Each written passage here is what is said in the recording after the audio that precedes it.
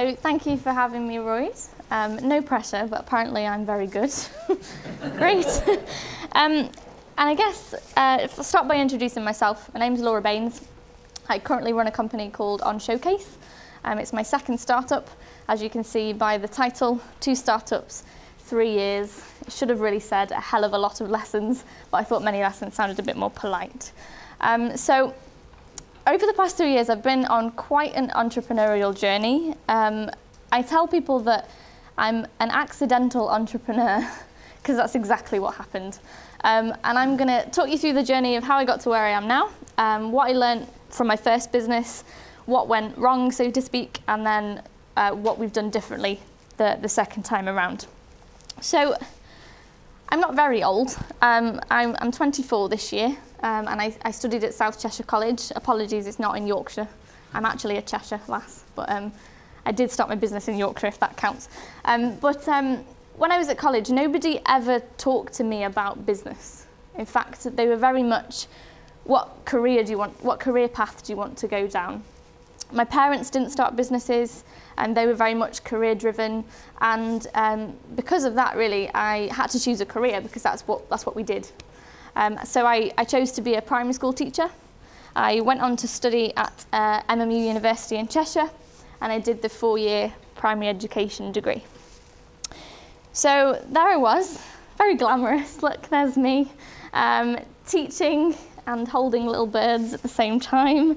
And I was also flipping burgers in McDonald's. It's glamorous, but that is exactly what I did, and that's where I started, and that was my first job. And I never questioned where I was going. That was it. I was working at McDonald's until I finished my degree, and then I was going to go and be a primary school teacher. So at the same time, I had a very good friend at the top there. I still have a very good friend, Benjamin. He owned a web agency. He's slightly older than me, although he doesn't look it there. And he was building websites for schools. So I started helping him. He was physically coding the website. I was writing the content, doing the sort of liaising with the school. And another friend of ours, Tom, at the bottom, he's a designer by trade. So he was going in, taking all the photographs. And as a sort of trio, we were working together. Now, the idea for my first business, I hold my hands up, was not my idea at all. It was Benjamin's idea. Now, he's 32 this year. He'd worked in hospitality for over 10 years. And he identified a problem while he was working that he thought he could solve.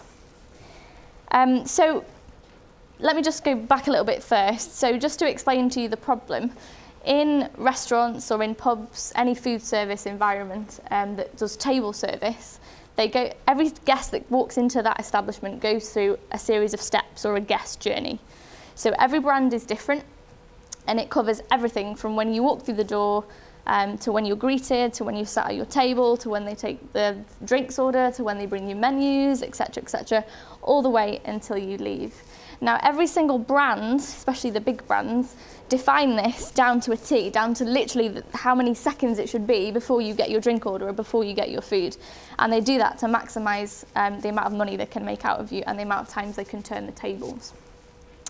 So that's just so you understand where we're coming from. So Ben was working in a chef and brewer pub down in Maidstone, and he identified a few problems that were to do with the guest journey, which was that some of his staff just were missing key things. Now, they don't sound key unless you understand the journey process, but things like tables weren't cleared fast enough, things like when they cleared the mains off a table, they were forgetting to go and take the dessert menus, so they were missing out on revenue and all that kind of thing. So Ben, being a little bit of a geek, he wouldn't mind me saying, he created this system, and this, I'm not going to lie, this is actually the system that it was. It's not mocked up or anything. This is what he created. And this is back in 2005. It was a simple prototype of basically a checklist system, so that staff could go and clear a table, come back to it and say, yes, I've done that, and it would move on to the next task. So he ran it for a whole year in a chef and brewer pub. He worked almost in partnership with them, really, and it worked. There was a few problems, as there always is with technology, but he adapted and he changed and it worked. He never considered this to be a business, never considered like commercial viability, nothing at all. It was literally a geeky bit of software that he'd put on an old till system that he wanted to test in the place that he worked. He also called it Ben, like you would when your name was Ben. But it wasn't Ben as in the person. It stood for something. It was the Basic Employee Navigator. So that's what he created many years ago in 2005. So I'll bring you slightly back up to date. So this is 2013. The three of us were discussing this old system. We'd just been out for a meal. I think it was somewhere like TGI Fridays. It was an American restaurant, and we'd had a really, really crap time. We sat there for ages. The menus didn't come. The desserts were wrong. Everything was wrong. And Ben said, well, I had a system that solved this problem. And we got talking about it. And we were thinking, well, okay, could it work as a business? No, they were saying, could it work as a business? I was going to be a primary school teacher. Didn't actually care at this point. And they were saying, well, how do we even get this off the ground? What do we need to do? And they decided that they needed to actually build the product from scratch, really, and they needed funding to do it. So they started looking for funding. They used a very handy platform, which you might have seen, called F6S, which is a great place to apply for accelerators or to apply for funding. And they applied for tons of stuff. And I was the person who was writing the applications for them. And I sort of said, here you go, here's your application, go and submit it. And they did, and we did that so many times over probably 3, 4, 5 months. There must have been literally about 30 plus applications that I helped them write, all very similar, but they all went to different places. So it come to a point where they got an interview, or they got an interview for an accelerator program, which, if you don't know what an accelerator is, it's basically a place that will give you funding, support, office space to help you get a new business off the ground. So they got an interview, and I did a little bit of research, and I saw that there was a meetup event going on, similar to this really, about the accelerator prior to the interview. And I thought, you know what, you should probably go to that, because you need to be seen, you need to start talking to people, you need to get into that community. You probably all know as well as I do that it's a people world, so you need to start talking to these people, and they might be interested in what you do. So you might be wondering what my involvement was at this point. I was the taxi that took them there. I wasn't involved at all. I said, I'll drive, because I'm a nice person, they're my best friends. And I decided to take them to their meetup event. And they said, oh, you can come in if you like. So I was like, okay, fine. We'll go in. So we went to the beautiful city of Sheffield. And we met in this pub right by the station, if anybody knows Sheffield, the Sheffield Tap. And we literally spent probably, I'd say about 3 or 4 hours that night. There was a couple of pictures from different teams and stuff, and we met with one of the organisers, and we sat with him a lot longer than anybody else did, and it come to the end of the night, really. Everybody had gone, and we were still sat talking to this organiser. And he said to me, what do you do? As in me. And I said, well, nothing. I'm at university. Kept saying that line over and over again. And he said, well, do you want to be involved? I thought about it probably for 10 seconds and sort of said, well, yeah, but I'm at university. Kept saying that line over and over again. And he said, well, what's your skill? Like, what core skill could you bring to the team if you were involved? And I said, well, I guess I'm training to be a teacher, so I can talk in front of people, I can do presentations. Great. I can do the organisational aspect. I guess I could do some of the operational stuff, not that I knew what any of that was at this point. But that's kind of what I said. I said that probably the organised talking person. And he said, do you know what, if you were part of the team, it would make it more of a well-rounded team, because you've got your designer, which was Tom, you've got the developer, which was Ben, and you've got someone else that can go and do the talking and the selling and start promoting it as a brand. So we left the meetup, And I thought, oh my God, what are we going to do? I'm at university.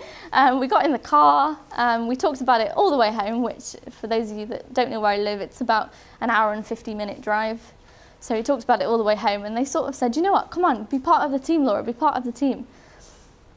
So I thought, well, OK, we've got an interview to go to. Perhaps not being big-headed, but perhaps I'm the best person to do the pitch in the interview. So I'll do that. Yeah, I'll do that. So we decided that we go to the interview. And we looked a little bit, in fact, we looked exactly like this because this was the photo. And we got T-shirts printed and all sorts. And this was Flowify right at the beginning, the team name that we'd come up with. We weren't a company at this stage at all. We were just 3 friends with their idea. And I just was part of it at this time. So we went to the interview. And it was like Dragon's Den, I'm not joking. And I've never done anything like that in my life. I walked in. There was probably 8 people, all business professional people, all angel investors. I didn't know what an angel investor was at this point at all.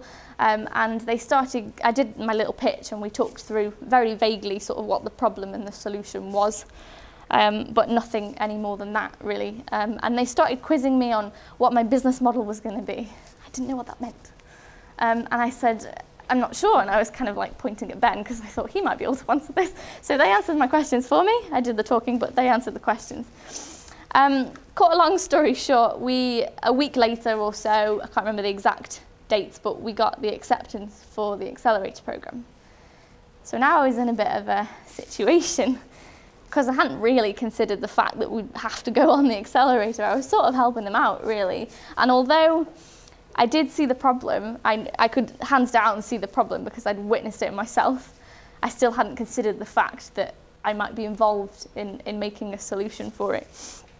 So, stupidly enough, we all accepted, obviously. We decided to move to Sheffield, which is 90 miles away from home. They gave us office space, they gave us funding, and they gave us a massive support network that would help get our business off the ground. So the first lesson that I'm probably teaching you is to take every opportunity within reason, of course. We moved in together in Sheffield, which is something that people always find crazy because we actually ended up living and working pretty much together 24 hours a day for the next 18 months, which you might find quite stressful, but actually it made things a lot easier for us. But when they sent us the acceptance letter, my defence barriers went up straight away, as you can probably imagine, and I said, I can't because of university. And I could see the potential, like I've told you, but eventually we got to a point where we said, well, how do we make it work? Not, no, I can't do it. They twisted my head around and sort of said, well, how do you make it work, Laura? And we did, hence why you'll be pleased to know I did graduate from university, but I did both at the same time. Now, I don't regret anything for a second for any of the rest that I'm going to tell you at all. It was a massive journey for me, and personal development-wise, I could not have stood at the front of a room and spoke to people like this 3 years ago at all. So we went through the Forge Accelerator. This was in 2013. For those of you that don't know, it's basically a 13-week mentorship-driven accelerator. The idea is that you go through a series of stages. So you start with what you think is your problem, you go and validate it, you then start building a solution, you get some customers, and at the end of the program, you stand on a stage and pitch for investment. That's exactly the process. We probably met about 60 people in the first 3 weeks, and we did 20-minute sessions with 60 people. It's like speed dating, but slow dating. And the first thing that we thought was, well, and I know this is wrong now, but at the time we said, you know what, if I've got this product, I can't go and sell it without having a product to show, which I know is wrong. But at the time, it was exactly what we thought. So we started building a product, and this is what it looked like. This is an actual screenshot. I'll briefly explain. So on your left, you've got the staff in your restaurant. On the right, you've got the table numbers in your restaurant, and you've got where the tables are up to. And effectively, the people would come over to our system, central terminal, would grab a task and click complete, and it would all rejig for you, so you knew where the tables were at in your restaurant. It did a lot more than that, but I don't want to bore you with exactly what it did. We were quite forward thinking. We decided that, well, if this worked, because we thought it would, obviously everyone was going to buy it, we would then go and put it onto smartwatches, and we'd have waitresses walking around restaurants with smartwatches that would say, oh, go clear table 2. Sounded fantastic. And that's the vision that we had. We then gave it a name. We called it Sophia. We gave it a human name because in the context of working in a restaurant, it sounded a lot friendlier. Oh, just go and tell Sophia you've cleared table 2. Sounded nice. And it was a European name as well because we had a sort of wider vision of getting out to Europe as soon as possible. So I'll move on to my next point, my next lesson, which is to pick your team wisely. Now, as a trio, we had a really strong relationship, and I think that probably comes from working together before. We knew exactly what each other could do. We knew each other's strengths and weaknesses, and we knew how to get the best out of each other.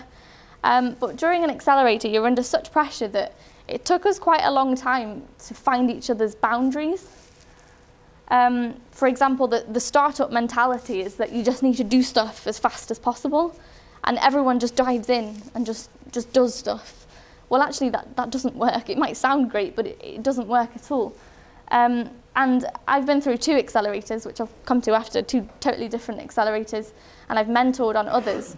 And the teams that don't last are the ones that haven't got that bond in the first place. And I wholeheartedly think that one of the reasons that we stuck together for so long is because we'd worked together before and that we understood exactly how each other worked. But as a team, you can't do everything, of course. So we had design, we had development, we had me, which was more operational and talking. But there's certain aspects that you can't do because you just don't have the knowledge or the experience. So that's my next lesson, which is about filling any skills gaps that you have. The things we couldn't do were things like we knew nothing about business development processes. We didn't know how to implement a strategy into our business, nothing about business planning, and I didn't know how to raise funding, yet I'd know that eventually we need to do that again. So we decided that we could employ people, but we don't have any cash, so that was tricky. Or we could bring in what everyone would call grey-haired people, no offence to anyone that's grey-haired, but apparently it means credibility. So we decided that we would do the second one, and we would find some advisors. We'd give them a small percentage of the company for their time, and we would fill our skills gaps with these people. So it's exactly what we did. And this was then our team 3 months later. The 2 grey-haired people on the right and left have been my rock, literally. So this guy on the right here, David Carr, he used to be the finance director for AOL Europe. We met him through the accelerator. He wouldn't mind me telling you, I literally found him the most boring person I'd ever met. He sat down with me for a whole day and did my business planning stuff, and I was like this the whole time. But Ben and Tom found it interesting, and we got to a point where eventually I realized that this guy is invaluable. He knows stuff that I just don't know, and he knows how to get my business to the next level. The guy on the left, his name's Charles. He used to be MD of a Sheffield-based hospitality technology company. So he sold different software hospitality into the industry for a while. So from our point of view, he was quite interested in working with us because we had something new. We were sort of disrupting the market, and he came on board again as an advisor.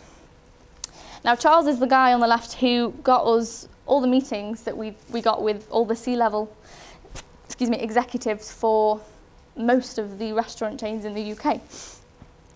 Which sounds great, but I'll tell you more about that in a sec. So my next lesson is about acknowledging when you're under pressure, which happens a lot. I'd say that we got Charles and David on board because we saw skills gaps. That was our motivation at the beginning. But actually, that wasn't what they were most valuable for. the most valuable thing to me, and Ben would absolutely agree, is that I know that I can pick up the phone and I could phone either of these people any time of the day, when I'm stressed, when I'm angry, when something's gone wrong, when I think my business is about to go under. I could phone them up and they would say to me, Laura, look, I've been there before, this is what will happen, or this is what I think you should do. And their level-headedness is what has kept us on the straight and narrow, really. So it's actually not all about the skills they bring, it's about them as people as well. So, moving on slightly, we started to run out of money. And we thought, you know what, let's just go raise some money. Sounds simple enough. But it actually takes a lot longer than you think. It took us from July 2013, when we first started the conversations, until around about February 2014, before we actually had the cash in the bank. We got some initial investment through the programme. We got £35,000. 10,000 of that was knocked off because it was programme fees, so sort of theoretically we got 25,000. We made it last around 7 or 8 months, and that's for 3 people and living in Sheffield, because we weren't funding that ourselves because we didn't have the cash, so the business was paying for that. So we were taking probably £300 a month each, which is not a massive amount to take. But we live to our means, and we still do that actually, but we'll talk about that afterwards. At the end of the programme, we decided, right, we need some money, so what do we do? Now, we were lucky enough to have quite a few angel investors that we'd built relationships with over the last 13 weeks, some of which contributed to that money in the first place through the programme. So we managed to go back to them, and we spent a long time developing all of this stuff that we had to put into a business plan, which took us a long time, but obviously David and Charles helped us with that. And we had to do all the financial projections, etc., before we could then go to our investors and get some more money. So we then raised a funding round of £86,000 roughly, half of which was matched through a company called Creative England.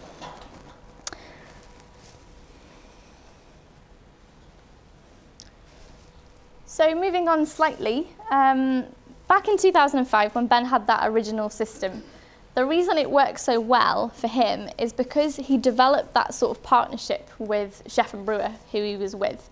And it wasn't really with the brand, so to speak, it was more with the management of the site he was in. So he'd put the system in, the staff would use it, they'd say, look Ben, this doesn't work, or perhaps we should do this. They would take it out, he'd go and add the stuff in, and he'd put it back. It was very lean at that moment in time. When it come to Sophia, Charles got us the meetings with all these C-level guys. I have no idea how we would have done that without him.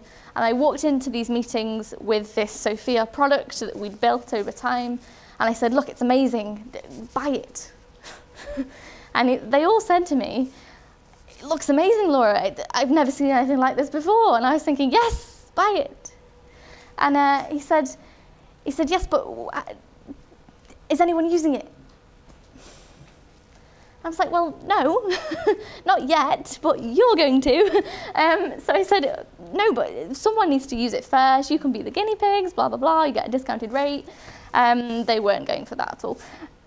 And none of the big guys who were the target market for us wanted to be that guinea pig. It was too much of a risk. It changed how they worked totally in one of their sites. It was a massive thing for them to take on. So literally everybody said to us, looks great, come back with a case study. And this was a vicious circle that we had for a long time between, I would say, about 10 of the biggest restaurant chains in the UK. We'd got in, they said it was great, they loved the concept, but really wanted someone to say that, you know, please tell me this works before I get it on board. So we're in a bit of a tricky situation now, because I thought everything was going great, you see. So my next lesson is to move quick before you run out of more cash.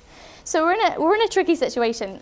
We had 2 paths to go down, really. We could either give up because we'd literally almost run out of cash, or we could find a pilot site, get a case study, and go back to these guys and say, look, it works, please buy it. So obviously, I'm not going to give up. I'm not going to give up. This is like 12 months later after I started the business. I'm not giving up. So we found a pilot site. And this is Sophia working in a pilot site. It was a individual Sheffield-based restaurant. The key here is individual. I'll come back to that in a second. And a lovely man called Justin owned the place. He's owned it for many years. Quite a small restaurant, a couple of staff, not the same scale as some of the big guys. But for me, it was a pilot site, and I thought, great, let's put it in. Let's get it working. Let's get the feedback, and then I can go back to these guys. I'm so excited. And the whole time, I'll be honest, this is the only time that me and Ben have disagreed and sort of said complete disagreement, not argument, just disagreement. He said to me, Laura, it's not the right site. And I was like, well, yeah, but it's someone using it. And I was being optimistic. And he said, well, yeah, but it's just not the right site. And the problem was, the four of us said, let's put it in. And Ben said, I don't think we should. And at that point in time, what do you do? The four of us, we took our stance and we said, we're going to put it in. So we put it in. We put it in, and sure enough, we did actually produce some fantastic case study results. This is the case study, which you can see on the Flowify website. And one of the things we helped to increase for them was he wanted to push cocktail sales in his restaurant. That was a key thing for him. So we built into our workflow that staff would have to go and take a cocktail order. Now, not every restaurant would have that, but he wanted it. So we put it in, and it was prompting staff to go over and say, would you like to have anything off our cocktail menu? And he was increasing his sales for cocktails by 133%. So we'd proved something. We'd proved at least that it was able to prompt staff and that it was working in some way. But we caused ourselves another problem in this whole pilot. We started shaping the product for him. He'd give us feedback. Generally, it was pointless stuff like, can I have the clock in 24-hour format, please? Whatever, makes no difference to me. But we started shaping it, and eventually it sort of became Sophia for individual restaurants. And we didn't see it at the time, but this was then sort of the reason that everything flopped. We took it back to some of the big guys, and I said, look, great, I've been away, it's been 6 months, and we've done some adaptations, it's a lot better, here's our case study. And they just said, well, it's not comparable. And I thought, shit, I've just spent 6 months on this. I thought, what do you mean it's not comparable? And he said, well, it's just one site, you know, it's got 4 staff. I've got 200 sites, and they all have 50 staff. And I thought, well, he's actually got a point. So we thought, now what? Because we'd literally run out of cash. So we decided that we'd start doing some PR. We got a hospitality PR company on board, Elliott's it's called, down in Milton Keynes. And we said to them, look, we just need some credibility, some like raise our profile in hospitality. So they did some free work for us, which was quite nice. And they got us into one of the first editions of Casual Dining magazine, which came out probably 18 months ago now, a year ago. And it did sort of promote a little bit of interest. We had a couple of phone calls, but again, everything came back to the fact that we didn't have this case study. So slightly like my first one, not just take every opportunity, but consider every opportunity. So we're kind of at a low point now. We don't really know what to do next. It takes a long time to get into these big chains. And what we really need is one of the big chains to take it on board and get a case study. But it feels like a long process and something that doesn't really feel achievable. So Ben was going down to London just to a networking event, and this is why I say consider every opportunity. He wasn't going to go. It was one of these, you know, go and meet a few startups in a pub kind of events. And we thought, well, we don't need to meet any startups. We need hospitality people. But he went, and I said, just go. So he went. He went down to London, and he met a guy, had I think it was like a translation company or something, not related to hospitality. And they got talking. They talked about Sophia. And the guy said, oh, I know, it was a C-level guy, I can't remember his role, but he was a C-level guy for one of the biggest multinational restaurant chains in the world. And Ben was like, oh, okay, great. So we got him an introduction. And this is to the event that he didn't want to go to in the first place. So he then met with the C-level guy. He said, sounds fantastic, let me come and see it. So there was a bit of a panic. We went back up to our Sheffield restaurant. We got everything ready for this guy to come down and see it. We organised it to be sort of staged a little bit, if you know what I mean, to make sure that everything ran smoothly. And we had a meal with this C-level guy in the restaurant while they were using Sophia, so it was quite nice because it clearly worked. And he then spoke to Justin, the owner, and a week later we were down in London in their vice president's office. And that was all through an opportunity that we weren't going to take. So we followed that through because it was the most promising lead we'd ever had. And they said, yeah, great, we're going to trial it in our Manchester site. So we were like, God, this is as close as we've got. And we said, great, right, fingers crossed. And we went through the process. We started sort of adapting the workflow inside Sophia to make sure it would fit their brand.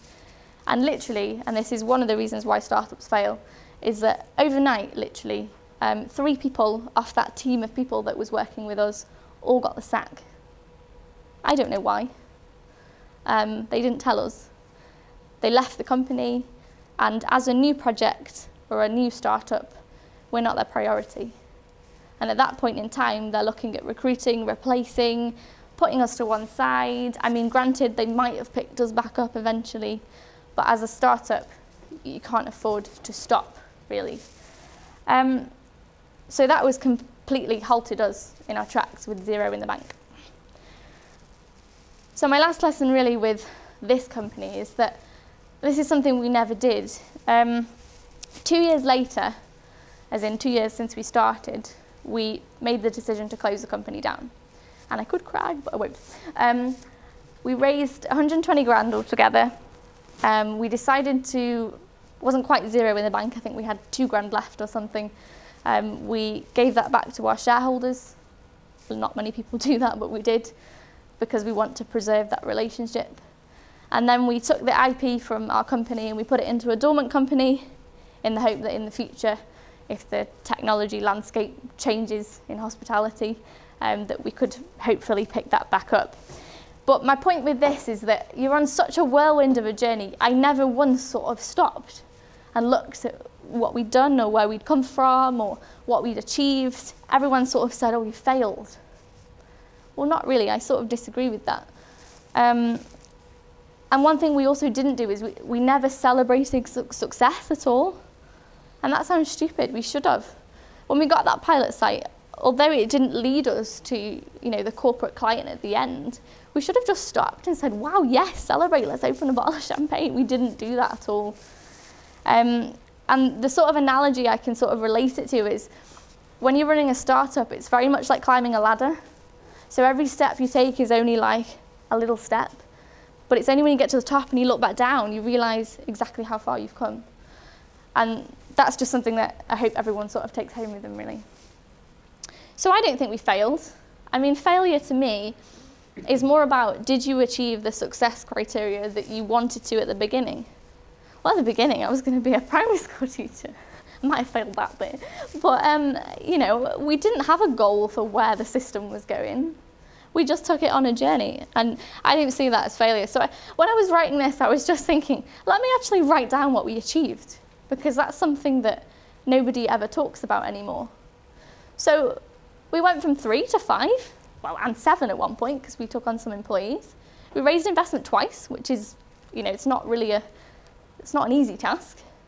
We developed a product in-house. We didn't outsource anything. We used our own expertise to make the algorithm, to make it work, and it did work.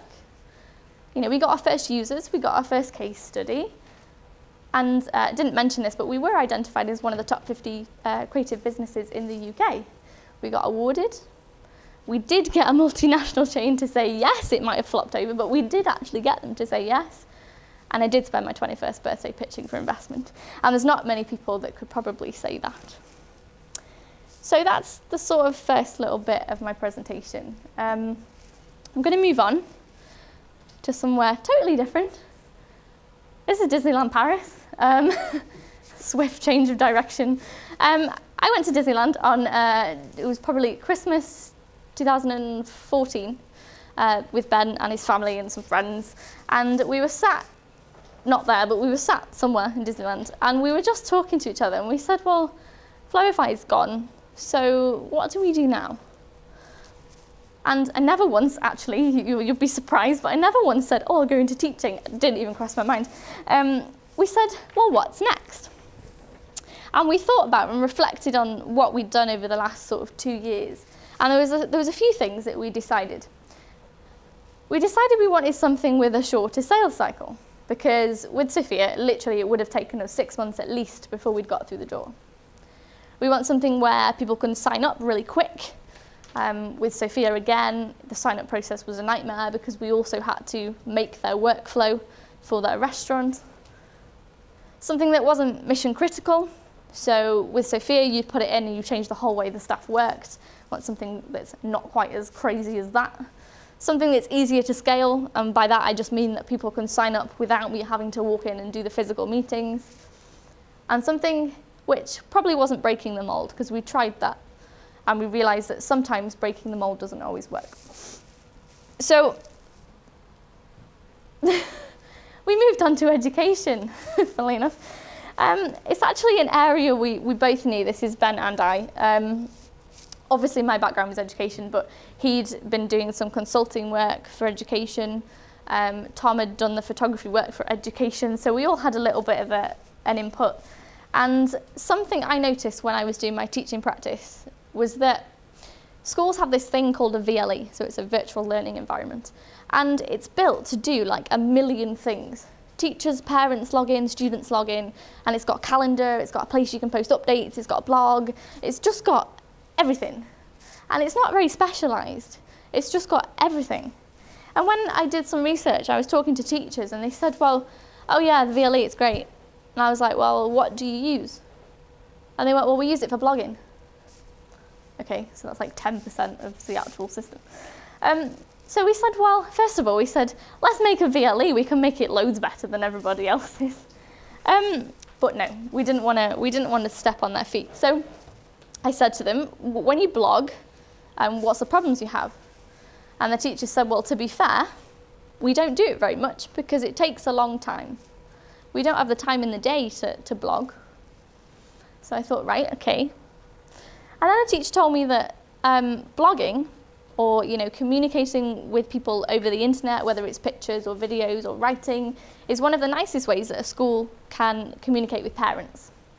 And Ofsted, the regulating body for schools, they like to see it because it means that you're connecting with the community and that you're using technology as well. So we said, well, how can we make blogging work for teachers? So the blogs that worked, or the ones that were up to date at least, were the ones that were full of photographs.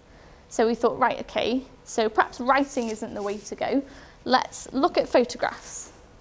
So we initially came up with a concept of a place on the internet where teachers could upload photographs from the school day and where parents could go and look at the photographs. Don't worry, it changed. But that was the initial concept. This was our mock-up of it. Now, obviously, this is not school pictures. This is Ben's sister's wedding, but that's all we had at this point. And we took it into schools, think kind of like Instagram for business, so to speak, because it had to be a little bit more technical than a photo gallery because we had to have user permissions. We had to have the ability to get multiple users to upload content, and not all of them could view the content and all that kind of stuff. So it was a little bit more technical. So I took it into schools and I said, what do you think about using this as a photo gallery? And they said, well, we use Facebook. I thought, oh God, I'm not making another Facebook. I'm just not going down that route. But some of the things they did say to me, and this is what I found out, is that most schools, want to post to social media because it connects them with the community and it connects with parents.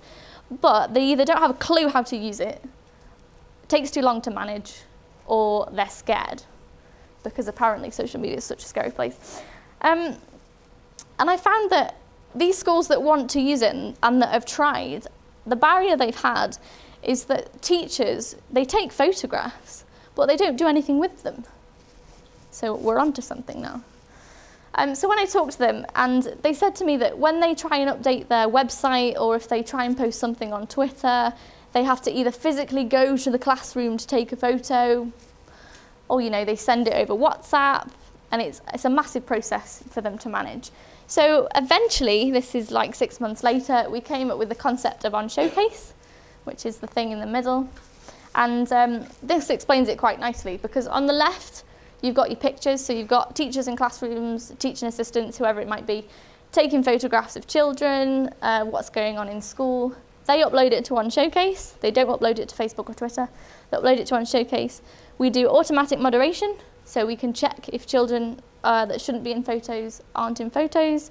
We can check for nudity, not that there should be any, and so on.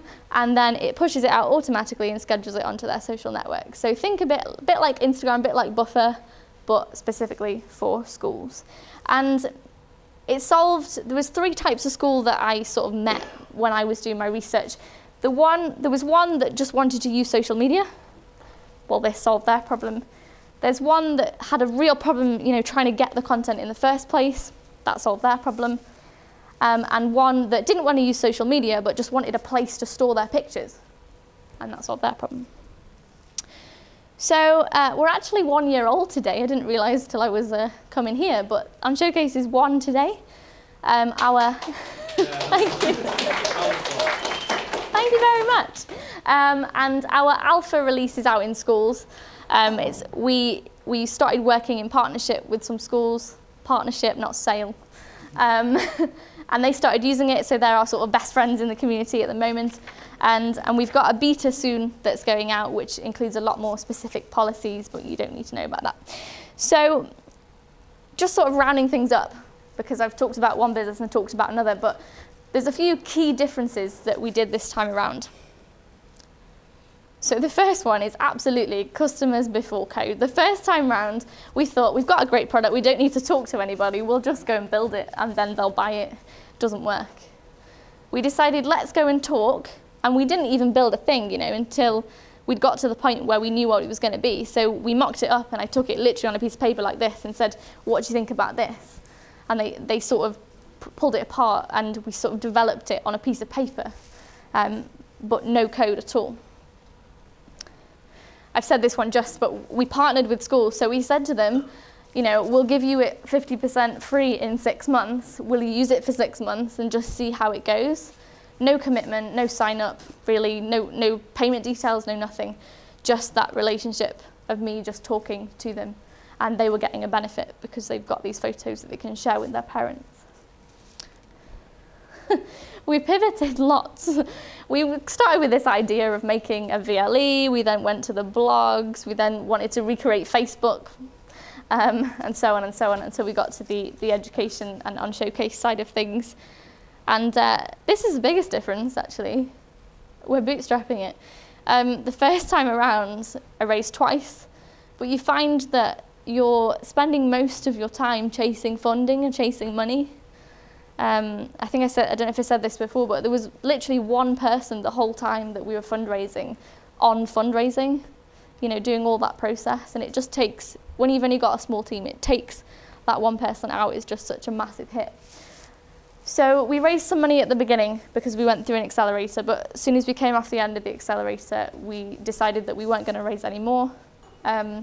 We moved back home, which is home for me is Cheshire. We're working out of a bedroom. I used to work out of an office. It's totally different, and I'm not going to lie, there are pros and cons. I'm not saying it's right or wrong, but the difference for me with bootstrapping is that things are a little bit less stressful. There's less pressure. I work at the weekends, and so does Ben, in a hotel. That pretty much tides me over in terms of sort of living at home. And the business doesn't have a lot of cash, but my personal aim is to get it to a point where we're break even, we can start paying ourselves, then we're break even when we pay ourselves, and then I'll start raising money and scaling. So I think that's probably it. That's kind of a whirlwind of a journey, but if you want to contact me, you have any questions, my email's at the top. I don't know if anyone has tweeted. If you have, thank you very much. as much as possible. You can find me at Athena Trophy, and Showcase is at onShowcase. So thank you very much.